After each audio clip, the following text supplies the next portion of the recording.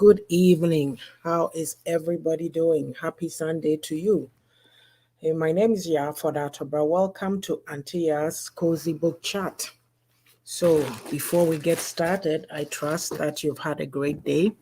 Those of you who were able to go to church, you did, and whatever else that you found yourself doing today. Anyway, it started snowing in my neck of the woods, so it's the first snow of the season. It's not much, but you can see the white stuff. So yeah, it would have snowed even by the end of September or even on Halloween. So here we are. Yes, so I'm going to continue sharing and then we'll come back and continue our conversation. Yes, you know what? I always talk about how time flies. So I'm sure you've heard me many a time, but yet again, tomorrow is the middle of November. I thought we just started, right? So life is just really, really going by fast. 2021 has just gone by in a blur. The only thing I can say is that hopefully COVID will be done with COVID and we can go back to we can go back to real life. Mhm.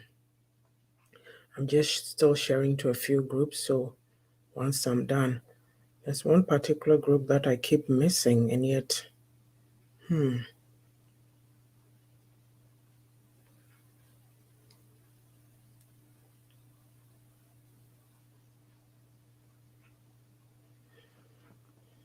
oh, there it is. I got it. Okay, so I'm just going to also share to a few friends, and then we'll take it from there. Let's see.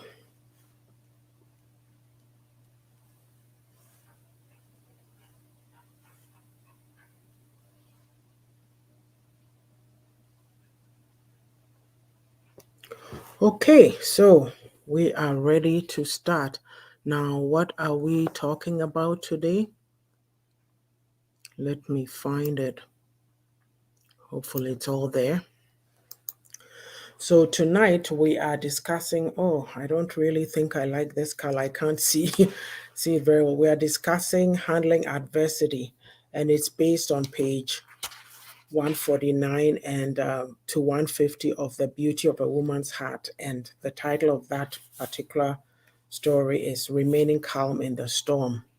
So how do you handle adversity? It's not an easy thing. Just give me a second here. Let me make this. Yeah, I think I'll prefer this. Mhm. So when we talk about adversity, what do we mean? It's like when we face all kinds of hardships. Yeah. So just give me a sec here.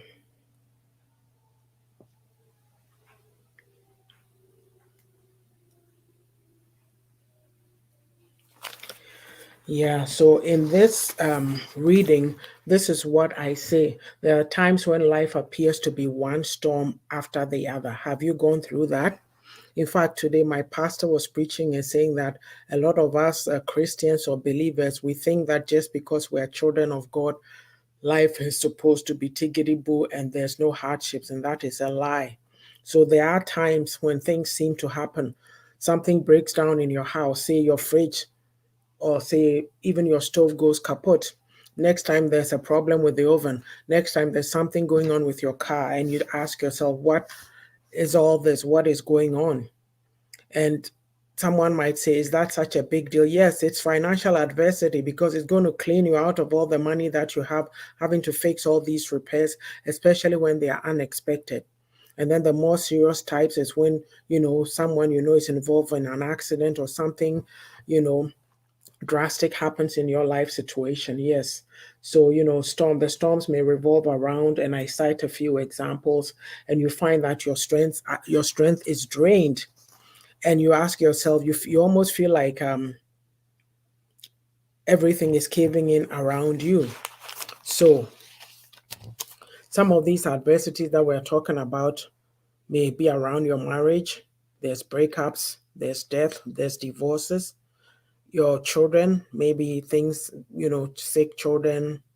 Sometimes you lose children, or your children may be going wayward, or whatever may be, or the academics may be suffering for one reason or the other. And then also your aging parents, how to care for them, and just the challenges that goes with navigating that new stage of life. And also your finances. I mentioned finances already, and your job or careers. You could be facing a job loss, or for some reason, maybe you're following a spouse somewhere to a different posting and you have to leave the old and go to the new. It's all, problematic. So, what then is adversity? Well, we say that adversity is difficulties or misfortunes. Yes, it's a state or instance of serious or continued difficulty.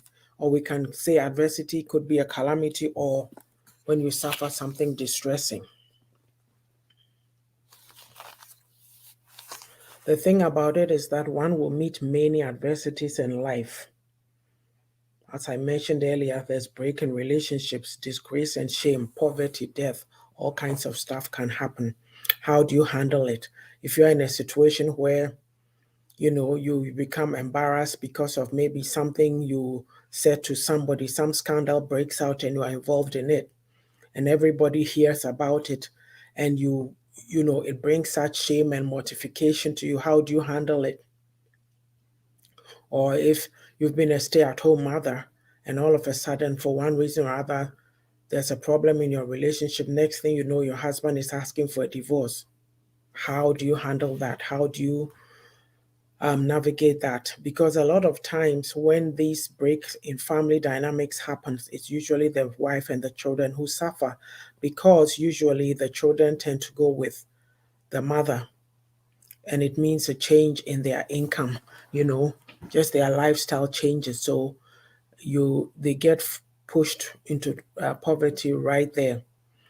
It all depends. If it's a career woman, somebody who's doing. Oh, hello, Aisha. How are you? I hope you are well. How's the farm doing? So, these are the kinds of things that may be going on. So, if you ask the question, what are some of the types of adversities? Well, we have physical adversities. When a person has physical challenges, that's the most obvious example.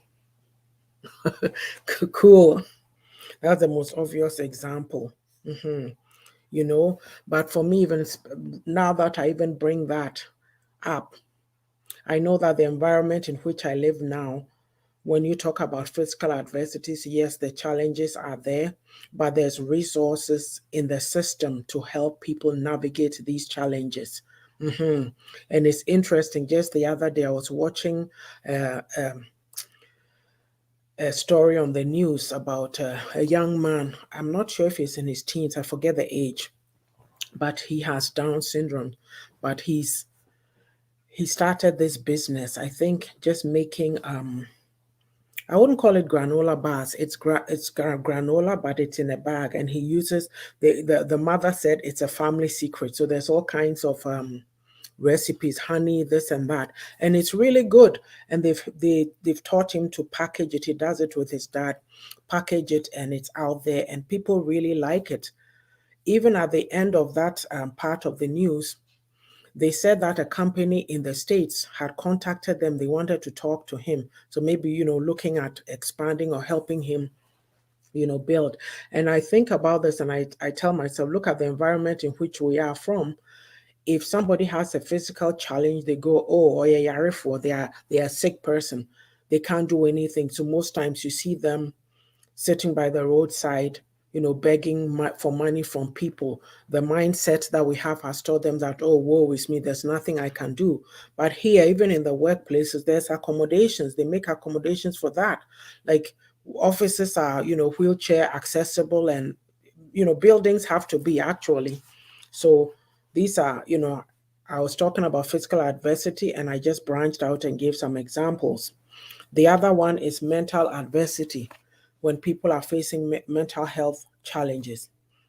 Again, even here in the diaspora, we tend to say, or we may say that, oh, there's not enough resources for mental challenges are stretched. And then you ask yourself, okay, but compared to where we are from, it still looked at as a taboo. People will not even talk about it, or they they they they are leery too. They don't want to mention that something is going on. Look, we've all been touched by these things. You may have family members who have mental challenges. Yes, I've had personal experience of that, suffering depression, whatever, and even in the church, it's not talked about and it's not addressed. And I'll say it again, even I had a situation where I was really distressed about a family member. And I approached my pastor and I mentioned this. To this day, there was no call to check up and say, where is this at? What happened? What's going on? How are you doing? Nothing like that. And yet I was so distressed. And I was supposed to have been a what do you call it? A staunch member of this church. And yet when I needed support even to navigate that, being a relative of an individual going through that, no.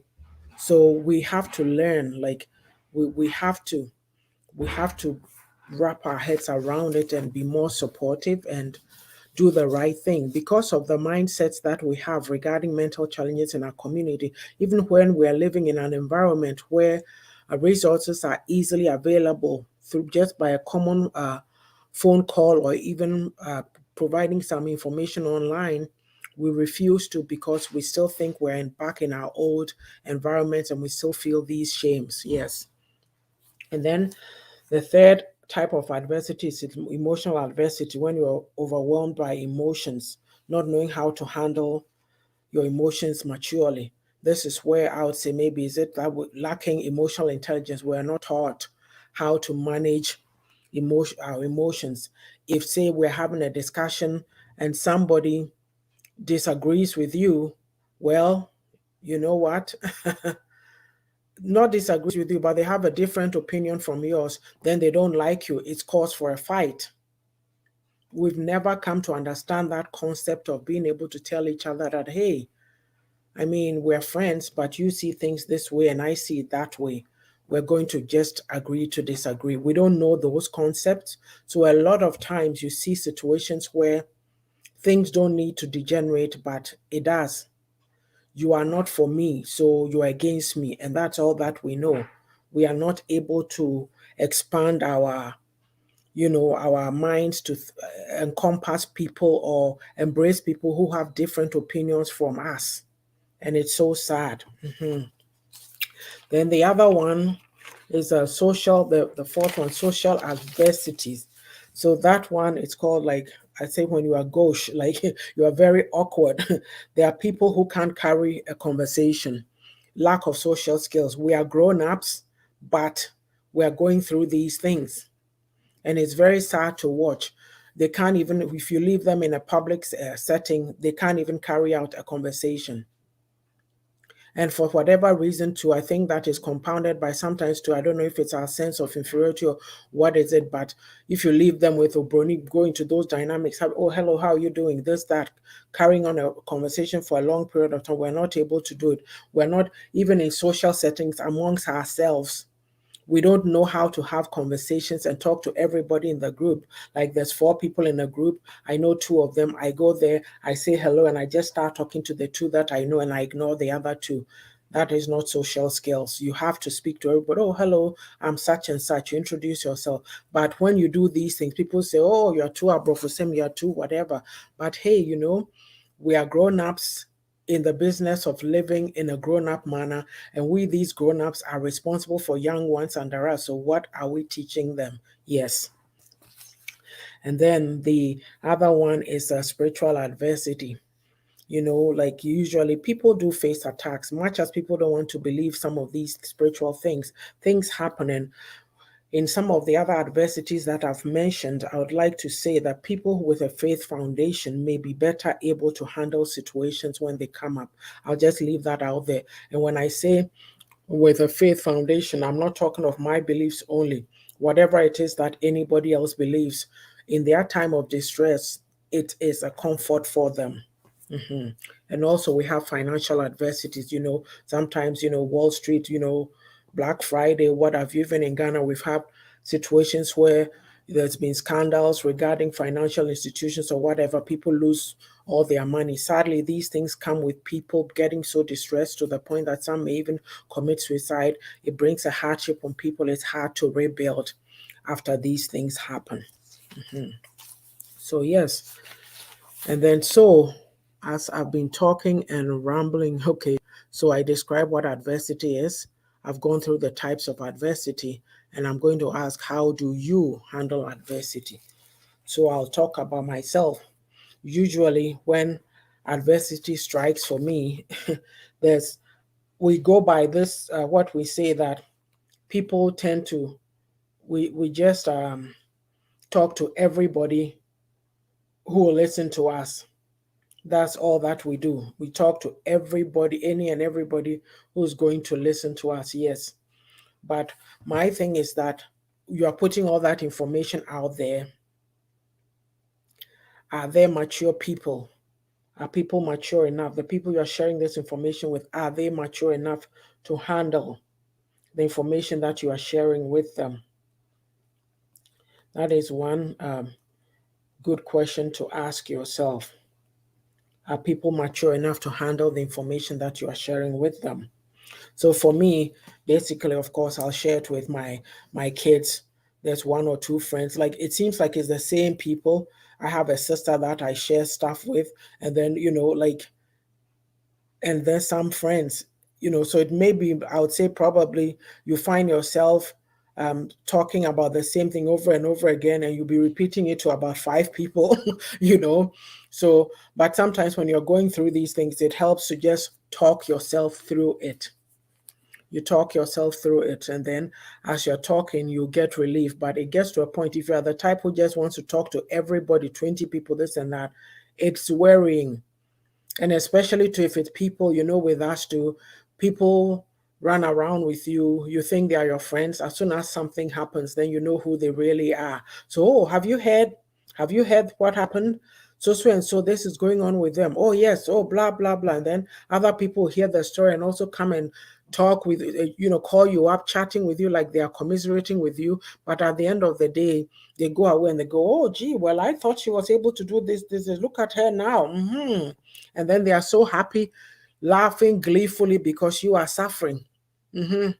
So it's a catch-22 situation, because you get told you get told that, be what do you call it, if you don't tell people your problems, nobody is going to help you. At the same time too, if you open up to too many people, it's a problem. So you have to use wisdom. Yes, Aisha says, I take stock of all I've been through already. For me, like I said, I feel unsettled and panicky when it first happens.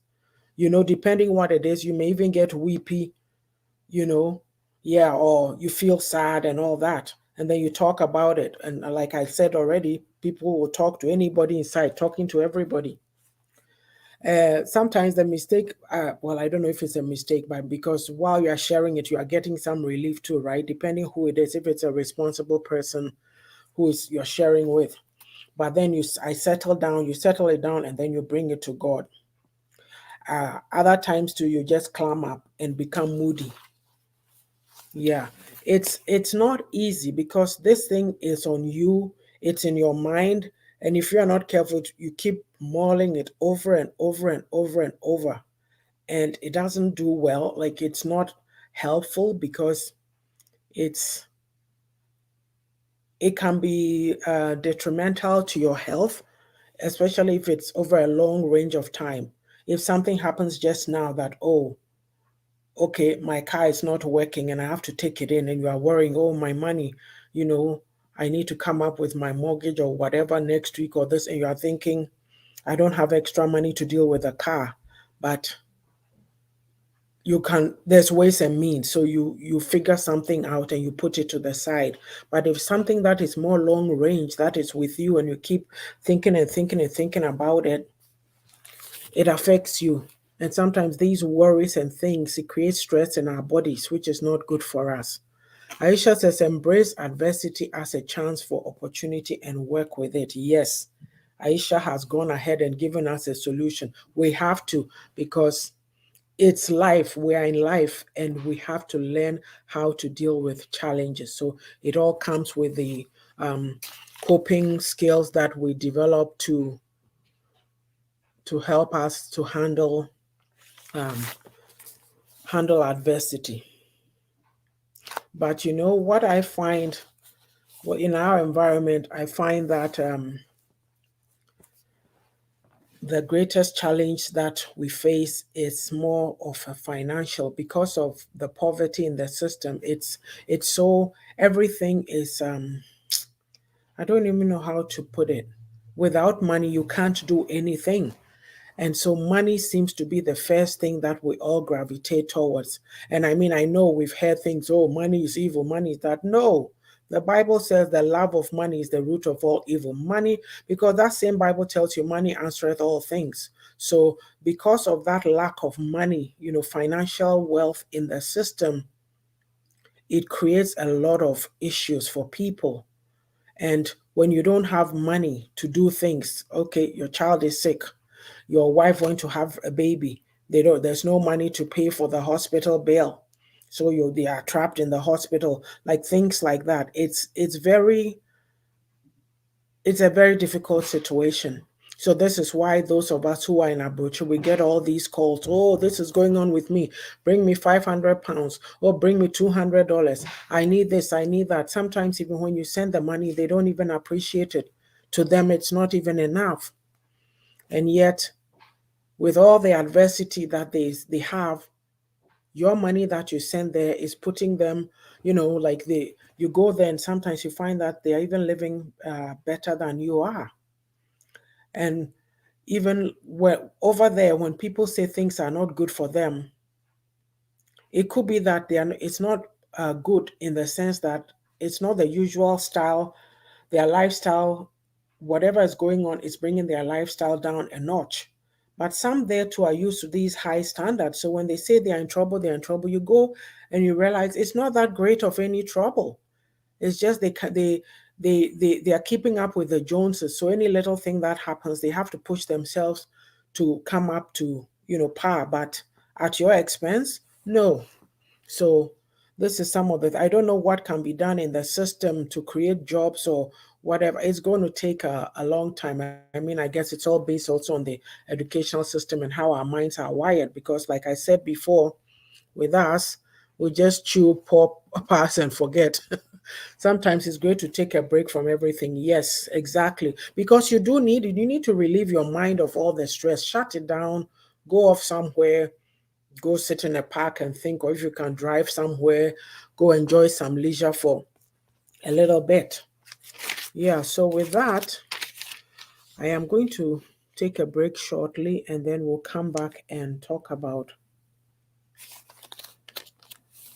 strategies that we can use to cope with adversity. Okay.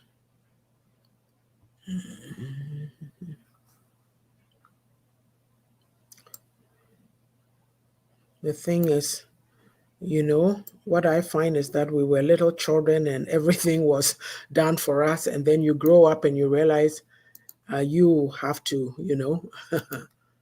you are grown up, you have to also manage.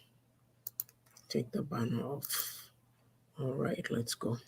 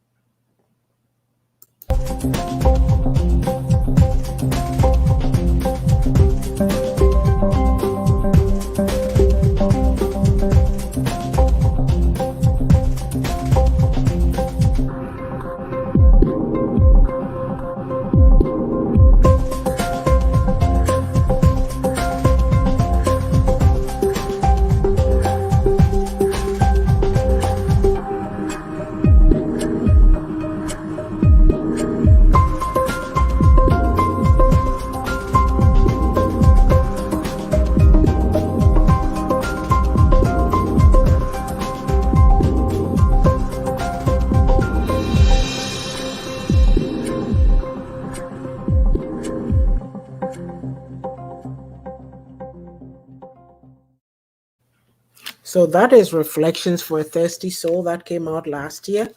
You can get your copy at Freezing Press, Amazon, Barnes and Nobles, Google Books, and iTunes.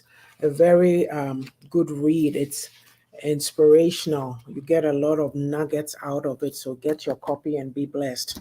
So moving along to who's next?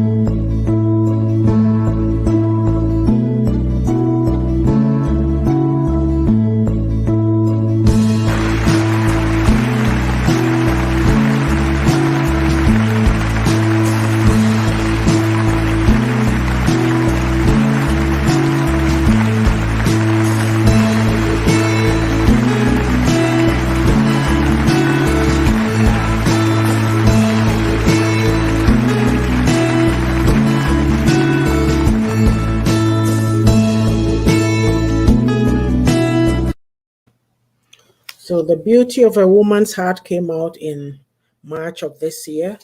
You can get your copy at Innovi Books. Currently, my understanding from my publishers is that, what do you call it? Some books are under review because of consumer groups calling for review of certain books that might contain harmful content. So this is where I was talking about spiritual adversity. This is the second time this book is gone through this situation, and I don't know why. So I'm asking God about it. Like, they're reviewing it to determine.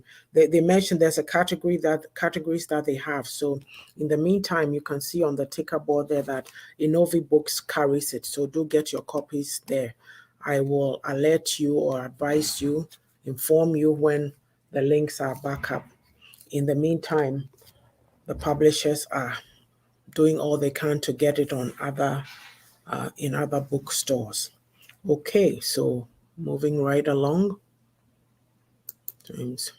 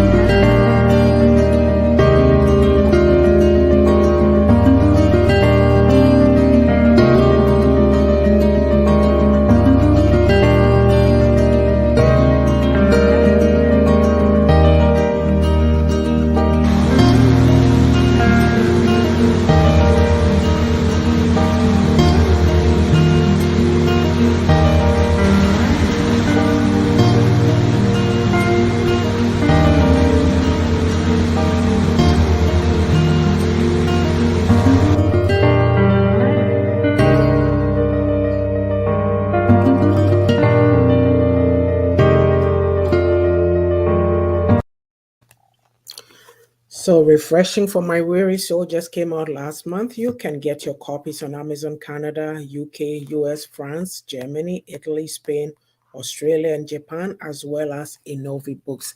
And on Tuesdays, I do a live at 5:15. I'm going to be changing it to 5 p.m. Mountain Standard Time. I do a live and I take a chapter and do highlights from it. So for the rest of the story, you'll have to get your copy from Amazon. Thank you. So carrying on, we've been talking about handling adversity, and it's based on, what do you call it? Pages 145 149 to 150 of the book. And that is, how to remain calm in the storm.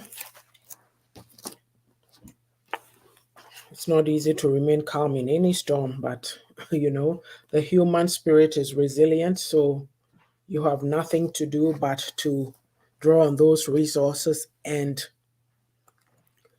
get back to what you view as normal. Sometimes there's no normalcy, you have to create a new normal.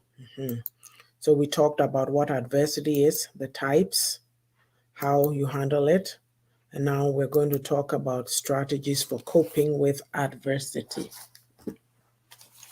So I would say that first of all, you need to surround yourself with positive people. Remember what I was saying about telling everybody your story, and then before you know it, it's become the fodder of the rumor mill. Everybody is chewing on it like cows chewing on a cud.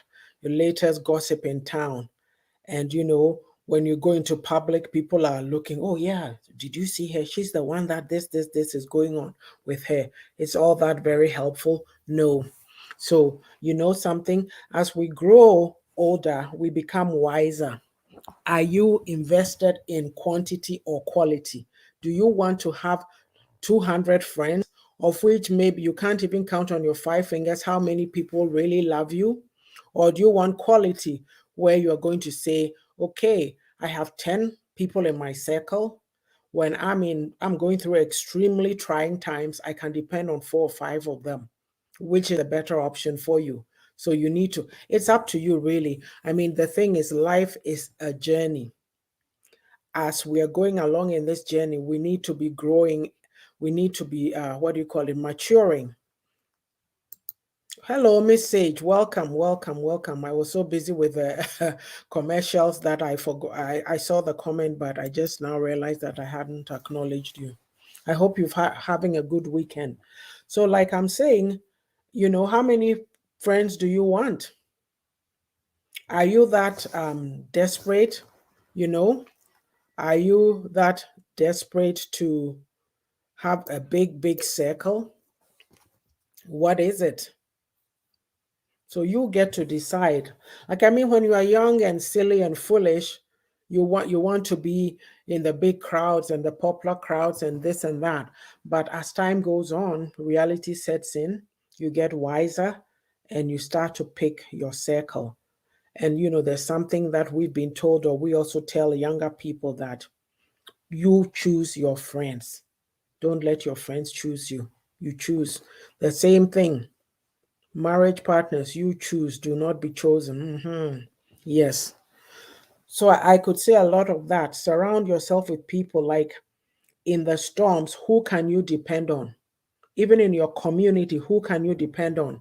Even in your church, when you're going through something, who can you depend on?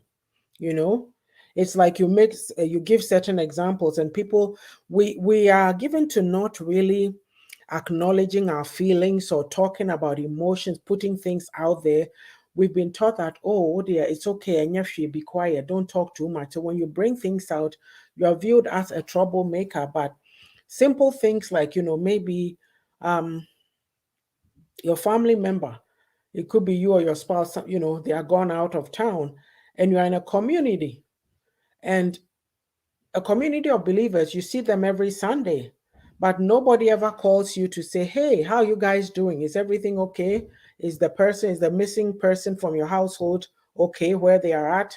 You know, and yet we talk these things, we talk big, we talk the word of God, but actually applying it, we don't. Yes. So that's one example. Like, we, even in the community, this COVID time, are we really watching out for each other? Are we calling each other? What are we doing? Are we able to put something out there to help people? Because people have gone through a lot. We're talking about adversity. People have lost children. People have lost spouses. People have lost mothers, fathers, uncles, what have you. A lot of people are grieving. Have we been there? Have we been present with people during this time of sorrow? It's what we need to ask ourselves. So, because, really the reality of it is, and it's true, a friend was saying this yesterday, when it's relating to somebody, it seems so far off. So you just, oh, okay, whatever. But when it comes close to home, it hits close to home. then you go, wow. Hello, Pastor P. Welcome. Welcome. When it hits close to home, then you ask yourself, wow, where's everybody? Who can I depend on? Yeah, for some of us, it seems like sometimes you are there for everybody else, but when it's time for people to be there for you, there's nobody, nobody is anywhere to be found, you know. So what do you do in those times? Look, we are very busy. We are all caught up doing our own thing and all that, but the absolute truth is that we need to remember to just, it's okay. Hey, it's been a while since we spoke. Are you okay? How are you doing? The second strategy that I want to talk about is that, write it out. If you're somebody who likes write, sometimes even you don't, but you have to force yourself to. There's nothing as therapeutic as writing your thoughts down. There's something so peaceful about it. You write it down and it gives you, you're going through the storm, it's raging through you, you write out your thoughts. It gives you get a release, it gives you some peace. Even like for myself, even this is something I've realized. I mean, maybe people have been doing, but like I say, sometimes I do a lot of things in my head.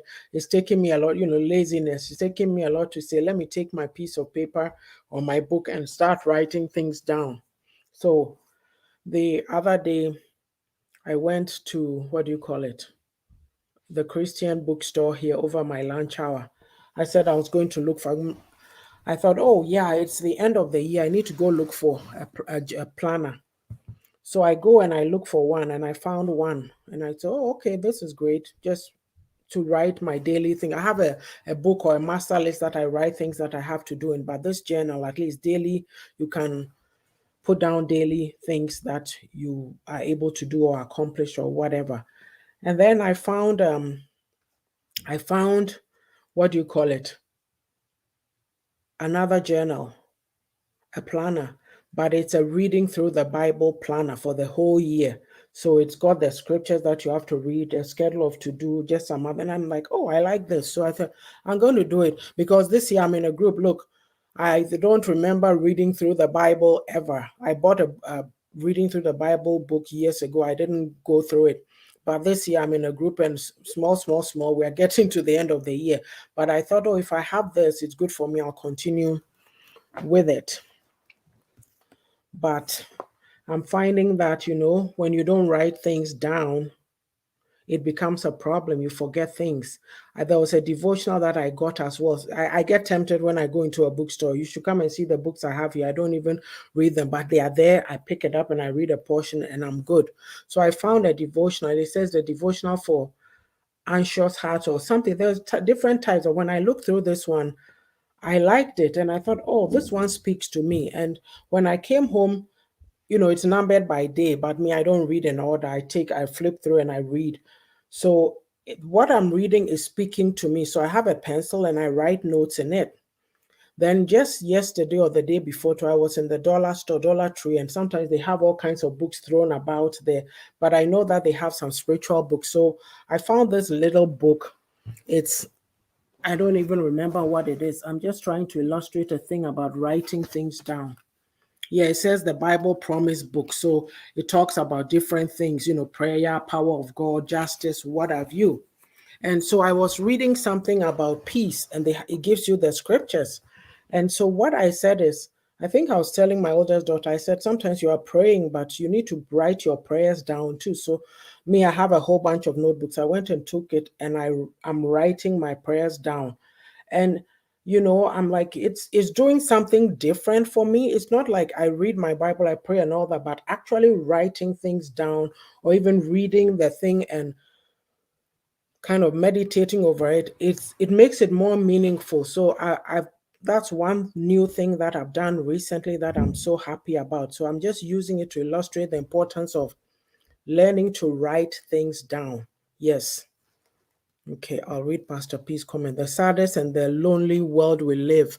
Those who give and give care and care don't receive it back. Yes, Pastor P, I don't know. I ask myself, I'm like, what is going on? It's like all my life is like it's been like that. I'm like, okay, you're pushing, but you need something, and where's everybody? but it is what it is. So the next strategy is enjoy nature. What do you call it? Aisha made a comment here. What was it? She said sometimes it's great to take a break from everything. That's why I was saying take a walk, drive somewhere, maybe go and sit in the bath and give yourself a bubble bath or whatever it is, or go to the spa, something.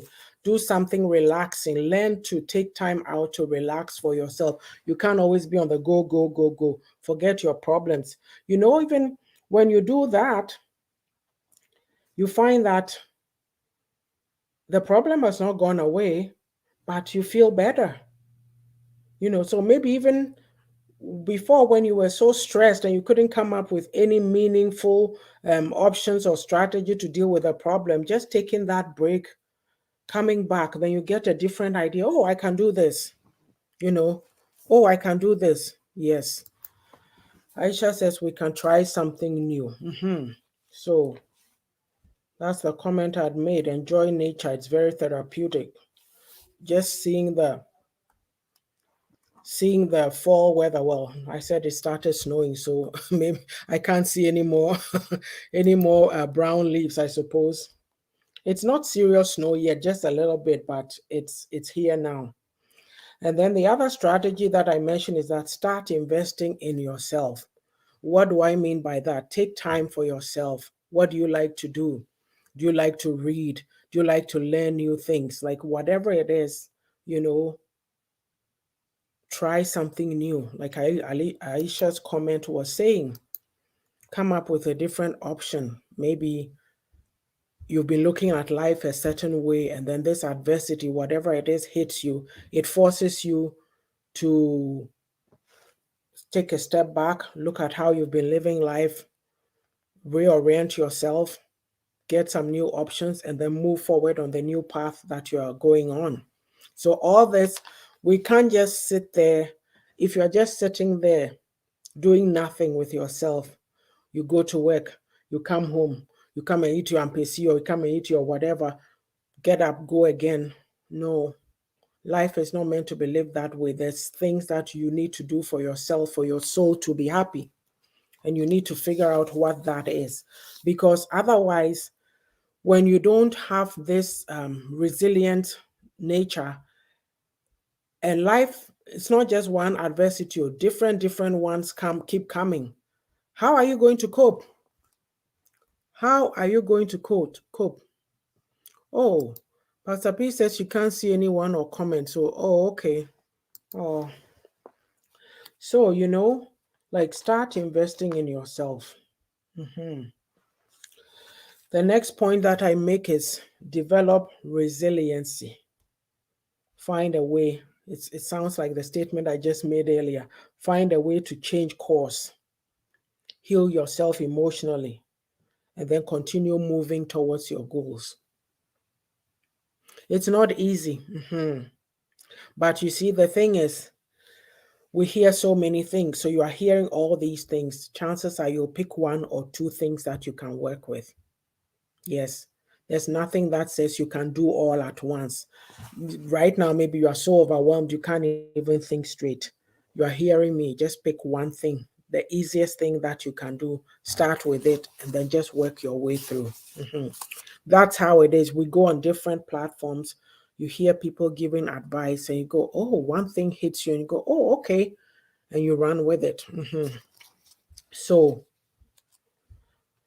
be informed about your situation, whatever happened, right? Like say you've lost your job. And then it's like, well, your spouse also lost his 6 months ago. Now you've lost yours. What are you going to do? Like maybe when your spouse's situation happened, there was some coping mechanisms that you developed. And maybe now he's on a different course. Can you look at his and apply some to your situation? Like the two of you need to work on it and figure out what you are going to do. What can you do? What resources are out there? You go online to, with us, we call it Service Canada, the employment and whatever, look at the options. Sometimes they give options of retraining for a new trade or new whatever. What can you do? And then also you have to be decisive and make the best of the choices you have at the time. It's never easy. It's like sometimes things may happen. If it's not losing a job, maybe it's death of a loved one or whatever it is, you need to go get some counseling, grief counseling, a support group, something. Oh, you can. Okay, good. A support group, something that will help you to cope with the situation. So it's important, like I said, to develop resiliency. You have to be flexible too, because you have to realize, I forget, was it on Thursday that I was talking about change blockers? And I made a comment that I saw a statement somewhere that says life is change and change is life. That tells you that we're in a constant state of change. Nothing is stagnant anymore. Anything that is stagnant, it means you have chosen to stay there and be stagnant. But life is on the move. So when you get that into your mind, you tell yourself that anything that happens is difficult, but difficult as it is, I have to rely on my inner strength, pull something out of me to help me deal with the situation and keep pushing myself. So, flexibility is something. If you are somebody who's so rigid that you are used to doing things a certain way, and that particular way now it's redundant, it's not going to work anymore, what are you going to do? You have to sit down and think and do something different, come up with new ways, new things, new ideas to move forward. Otherwise, you'll be stuck. Like when you are stuck there and you feel that what you were doing before is all that defined you or that particular situation, now you don't have it anymore. That's when you start sinking into these depressions. When we're talking about the types of adversities, mental health was one of them. You sink into these, you develop mental health challenges. Also, another coping mechanism is that be supportive. This relates, when I was doing my research, relates mainly to, the workplace, but even in our general human dealings with each other, we have to be, in times of difficulty, be supportive to your customers, to your staff, community, your family members, your friends, whoever. Like I was saying, if you haven't seen somebody for a while, maybe you need to check up on them. Aisha says change is good. If you are stagnant and stick in a routine for too long, what happens? Well, most of the time you get a feeling of boredom, a desire for change, or despair that comes from being in a stalled state of progression. That's just you telling yourself that you need to change something. Thank you. You've put it very well, really summarized it. Because you get that feeling, you are bored. Even kids, any little thing, I'm bored. But for me, I say, you in this environment, we stimulate kids too much. Sometimes they need to learn how to be bored so that they get creative and create new things to, new ideas or new things to play. Like we were, well, somebody would say that was your time. We were playing with sticks and whatever and creating all kinds of things, right? But generally for the adults, even anybody, what Aisha is saying here, you when something is going on with you, yes, you know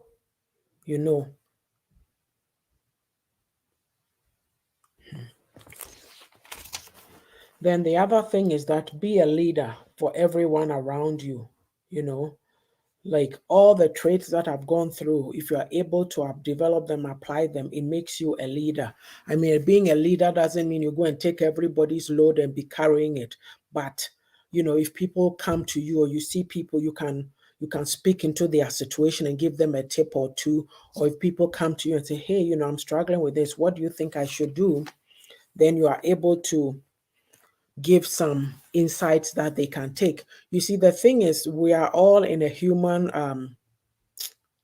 what do you call it, dynamic. We're dealing with different people at all times, and people will come to you and you speak into their situation. They need advice. I always say that, look, you can ask advice from 10 people, 20 people, 100 people. At the end of the day, you have to make the final decision. So being a leader means that somebody coming to you and say, oh, look, I'm going through this. The last time I heard you talking about this and that. Oh, do you think I could try it? Like, you sound it out, you talk about it, and they go, okay, I'll go think about it. Maybe I'll pick one or two from it and work on it. That's being a leader. I mean, even if we don't want to call it being a leader, it's like you are being supportive. So in all this, the key is to learn from our experiences and to learn from others. When adversity comes, what do you learn from it? If you don't plan properly around that adversity, next time something similar happens, what are you going to do? Great to be a leader and not Madame Teresa for some of our people. Madame Teresa. I say, I love the word being supportive. Yes, being supportive, like, it's if we would be more of that, I think that our world would be a better place. And when I say our world, you know what I mean. All these things that are going on. Sometimes people just need somebody to talk to or somebody to give them some advice. For those who are willing to learn, there are people that you give them advice, they are not even, they won't take it. They listen. And so with those ones, after a time, you tell yourself you can't keep doing this because it's almost like you're enabling them. The same situation happens. Let's say you have a friend who's always going out with men who are not, and you tell her, look, you deserve better. This guy is not treating you well. Or he's not this. This is happening. Watch. They get upset with you. Then they go. Something happens, they break up. They go pick up the same kind. And then they come back to you. Oh, hey, I met such and such talking. Oh, well, now he started doing this, blah, blah, blah. And then you go, isn't it the same thing again? Don't you see it? And then they get mad at you. How many times are you going to keep giving this person this advice? At some point, you have to cut it off and let them figure it out for themselves because they refuse to listen. Yes. I mean, you can't live their lives for them. You tried being supportive and it didn't work. Maybe some time down the road, sometime later, they may realize it. They may even come back and say, oh, I'm so sorry I didn't listen to you. I now realize that you meant well and this and that and on and on. If that happens, glory, hallelujah. If it doesn't, you did your part. Leave them to carry on. It's their life. You came into it for a time. So I'm going to talk about some of the skills and the strategies. I mean, they are mentioned here, but I'll just go over that and then we'll wrap up. So I say you have to have a powerful inner drive to be able to cope with adversity. What do I mean? What my research was telling me is like, I like this. What lights your fire? What is your passion? Are you going to give up?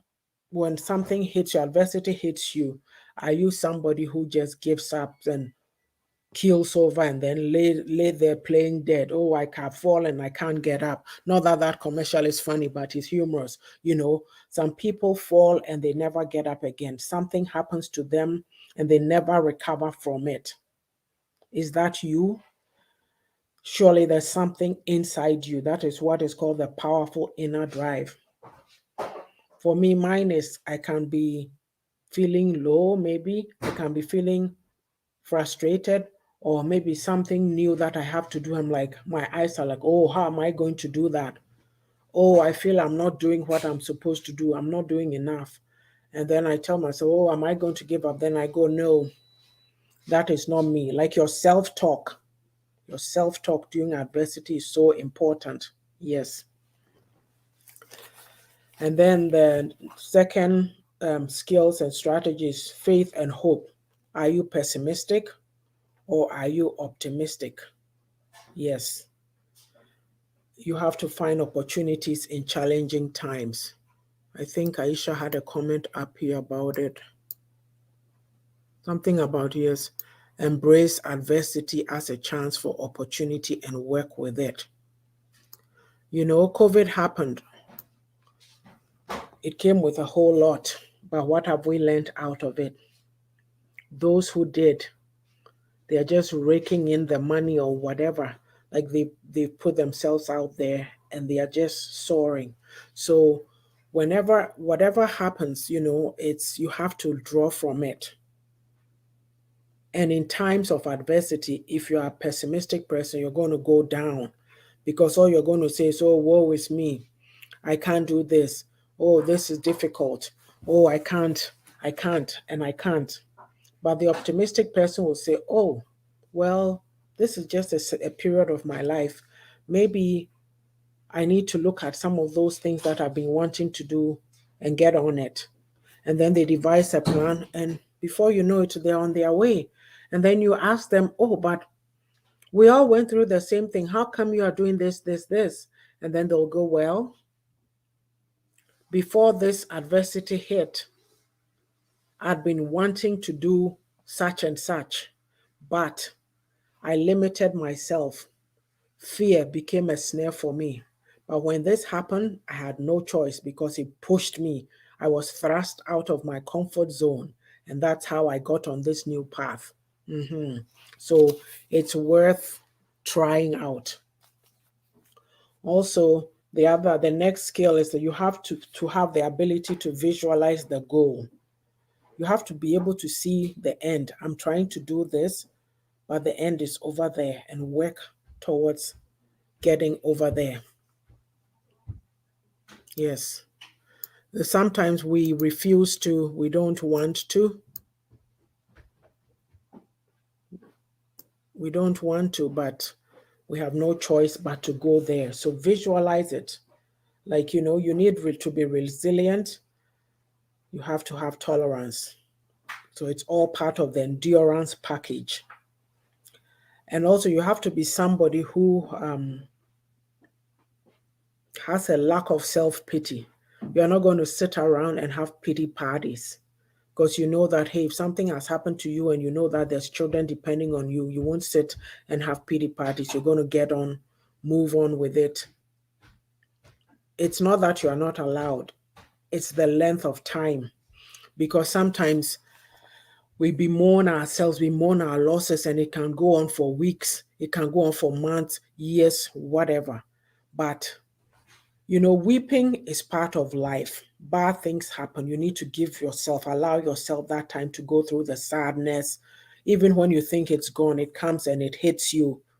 You need to work through that. I'm not saying cover up and act like nothing is wrong. But in all that, you draw upon the strengths that you have. Because if you allow yourself to go, you'll just sink so low that it will be so hard to come back up again. That is what I'm trying to say here. And also you need self-discipline. Self-discipline. It's like you need to be able to manage yourself without somebody else coming to plan your life for you and tell you, why don't you do this? Why haven't you done this? Oh, do you know that it's time to go and register for this? No, you have to plan out your life. Take your notebooks, your pads, your phone, whatever, make your notes on what you want to do. And when you have a plan and you are able to sit down and put down some of these things, that is your job half done. At least you've mapped it out. You know what you want to do. And then you go 1, 2, 3. You start to work through it slowly. And don't be afraid to ask for help. If you need help, ask people who can help you, who can give you the ideas or give you the push that, oh, maybe if you went this way, this agency here does this, this. They have some resources online. Go take a look at it. And then you go, right? And also, you need to have commitment. You should always be prepared to follow through. If you're going to write everything down, your plans, your goals, and you are not going to see them through, then you are doing yourself a great disservice. Anything that you set out to do, make sure that you see it through. Don't fail yourself. At the end of the day, all you have is you. You are not living life to please anybody. It is not about your mother, not about your father, not about your spouse, your children. You have a responsibility to yourself, to grow yourself as a human being. And the value that you add to yourself is what comes out in the relationships that you have. You are able to impact others, and they learn from you and benefit from you as you also learn and benefit from them. So adversity, yes, when it comes, it's it can be a very painful, disorienting. It takes you off kilter, puts you off track, and makes you believe that there's nothing you can do. This is the end of the world. Everything is done. No, it is not. At the end of the day, you have to regroup, gather yourself together, gather your thoughts together, regroup, and then keep pushing. So, I've said a lot. I came to share on page Remaining Calm in the Storm from pages 149 to 150. And the topic was handling adversity. So we've talked a lot about what adversity is, the types of adversity, how do you cope with adversity, and then strategies for coping with adversity, as well as some skills and strategies that you have to have. So Aisha says, humans shed tears in response to a range of emotions. These tears contain a higher level of stress hormones than other types of tears. Wow, thank you. So with that, I am done. Oh, yes, crying is therapy because sometimes you are holding it in and it's building up and it's not good for you. You can't afford to like just squelch your feelings. You are a human being. It has to come out. And so when you've had that crying therapy, then you go, wow, like I said before, you get a release and you go, okay, I've done that now. Let me put it here. What can I do going forward? And then you start to think little by little. It's not, you don't get it all at once. It's not that easy, but the important thing is your willingness to try new things when adversity comes. How do you manage it? How are you going to go forward? So, yes, I thank you all for coming today, Miss Sage, Aisha, Pastor P. So I'll be back on Tuesday with Refreshing for My Weary Soul at 5 o'clock Mountain Standard Time. I appreciate you all. I hope that you got some nuggets out of today's broadcast. Have a blessed week. Love you all. Bye-bye.